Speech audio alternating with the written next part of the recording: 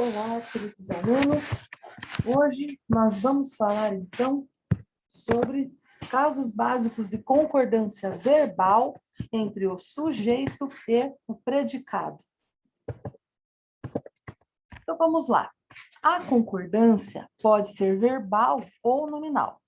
Vamos estudar, então, a concordância verbal.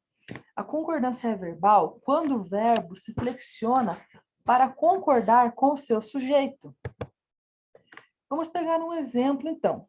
O homem não é um dos seres mais famintos.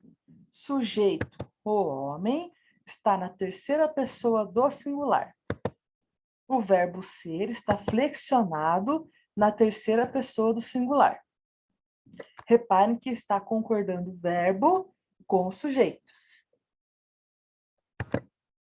Vamos ver como funciona a concordância do verbo com o sujeito simples. A regra geral. O verbo concordará com o sujeito em número, singular ou plural, e pessoa, primeira, segunda e terceira pessoa, mesmo que este venha deslocado, ou seja, mais afastado. Exemplo 1. Nós nunca discordamos de você. Repare que nós temos como sujeito o pronome que está na primeira pessoa do plural, nós.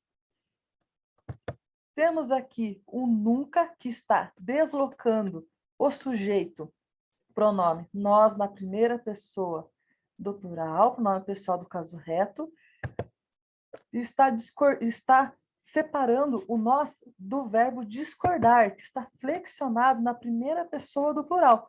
Nós discordamos. Mesmo que ele esteja deslocado assim, eu vou fazer a concordância do sujeito com o verbo que está lá no predicado. Lembrando sempre que sujeito simples é aquele que possui um único núcleo, isto é, uma única palavra principal.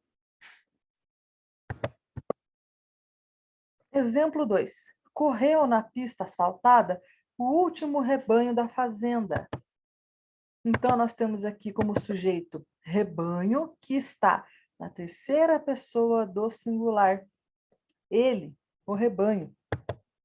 E o verbo correr, que está flexionado na terceira pessoa do singular. Ele correu.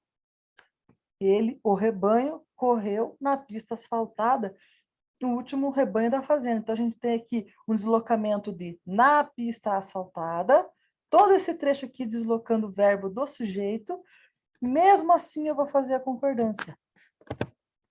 Não importa a posição do verbo, se é antes ou depois do sujeito, que é simples. Tá? Se for sujeito composto, a gente vai ver daqui a pouco. Mas no sujeito simples, não importa a posição do verbo. A concordância é sempre feita com o núcleo dele. Vamos ver, então, como funciona a concordância do verbo com o sujeito composto. Quando o sujeito composto estiver posicionado antes do verbo, este ficará no plural. Então, temos como exemplo, o carro e o trator deslizaram na pista. O sujeito composto é o carro e o trator, núcleos, carro, trator. Está antes do verbo deslizar, que está flexionado aqui na terceira pessoa do plural. Observação, o verbo pode ficar no singular, principalmente em dois casos, quando os núcleos são sinônimos e quando formarem uma enumeração gradativa. A gente já viu isso na semana passada. Vamos ver outro exemplo aqui. A alegria e a felicidade reinava naquele lugar, ou eu posso usar reinavam naquele lugar. Eu tenho um sujeito composto, porém, alegria e felicidade são sinônimos. Então, eu posso tanto concordar com felicidade, que está mais próximo e ficar no singular, ou eu posso concordar com os dois núcleos, alegria, felicidade. Aí eu vou colocar no plural, reinavam. As duas formas aqui estão certas. Por quê? Porque alegria e felicidade são sinônimos. Eu posso dizer que carro e trator são sinônimos? Não. Os dois são veículos, mas não são sinônimos. Agora, alegria e felicidade eu posso dizer que são bem parecidas, palavras bem parecidas, são sinônimos. Agora, quando eu tenho uma enumeração, a angústia, a inquietação, o desespero. Repare, eu tenho uma enumeração gradativa. Começa com uma angústia, passa para uma inquietação e vai ao desespero. Quando eu tenho um sujeito composto por 3 ou mais palavras que fazem essa enumeração gradativa, essa gradação, eu posso tanto concordar com o mais próximo, que é desespero, como eu posso concordar com os 3 núcleos, angústia, inquietação, desespero. Aí vai ficar a angústia, a inquietação, o desespero o dominaram.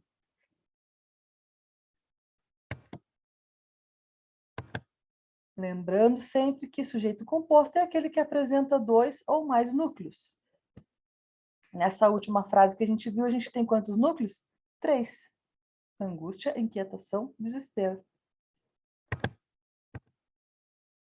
Quando o sujeito composto estiver depois do verbo, este poderá concordar com o mais próximo ou ficará no plural. Então, quando ele estiver depois do verbo, exemplo, foi ao parque de diversão o filho, a mãe e o pai. Repare, eu tenho aqui um verbo na terceira pessoa do singular, ele foi, que está concordando com o filho, que está mais próximo. Ou eu posso concordar com todos os núcleos daquele sujeito composto ali, ó. Foram, já vou flexionar o verbo for, o verbo ir ali que está no plural, né? Terceira pessoa do plural. Vou concordar com os núcleos filho, mãe, pai. Então, como é que fica? Foram ao parque de diversão o filho, a mãe e o pai. Então, repetindo, quando o sujeito for composto, o sujeito aqui é o filho, a mãe e o pai. Se estiver depois do verbo, ele pode concordar com o mais próximo, no caso do primeiro exemplo ali, que concordou com o filho, então o verbo ficou no singular, ou eu posso concordar com todos os núcleos, aí o verbo vai ficar na terceira pessoa do plural. Casos de concordância com pronomes de pessoas do discurso diferentes. Nos sujeitos compostos, formados por pessoas gramaticais diferentes, a concordância ocorre da seguinte maneira. A primeira pessoa do plural prevalece sobre a segunda pessoa, que, por sua vez, prevalece sobre a terceira pessoa. Vamos lá para os exemplos. Teus irmãos, tu e eu. Repare, se eu estou na história ali, né? Então, torna-se nós. Teus irmãos, tu e eu, somos nós.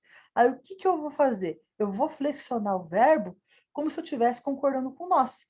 Nós tomaremos a decisão. Agora, quando eu tenho a segunda pessoa do plural, tu e teus irmãos tomareis a decisão. Eu vou concordar como se eu estivesse concordando com vós, porque tu e teus irmãos são vós. Agora, se eu tiver pais e filhos, são eles, né? Eles precisam respeitar-se. Pais e filhos precisam respeitar-se. Eu concordo com a terceira pessoa do plural, eles.